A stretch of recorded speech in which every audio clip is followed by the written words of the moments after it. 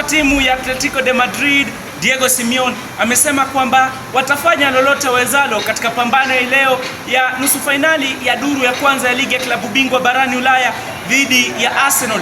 Pambano hili litapigwa katika uga wa Estadio de Metropolitano, uga wa nyumbani wa Atletico de Madrid. Kocha wa timu ya Arsenal Mikel Arteta amethibitisha kwamba leo hatakuwepo mshambuliaji wa timu hiyo Kai Havertz, na kocha chini ya kocha wake Mikel Arteta, hii ni mara ya pili mfululizo timu ya Arsenal imefika katika fainali ya kombe la klabu bingwa barani Ulaya, na msimu jana walibanduliwa na timu ya Paris Saint-Germain katika hatua hii ya nusu fainali. Na timu hii Arsenal awali waliwatitiga Atletico de Madrid katika pambano la ligi ya klabu bingwa barani Ulaya, mechi ya awamu ya ligi, kwa magoli 4-0 katika uga wa nyumbani wa Emirates Stadium.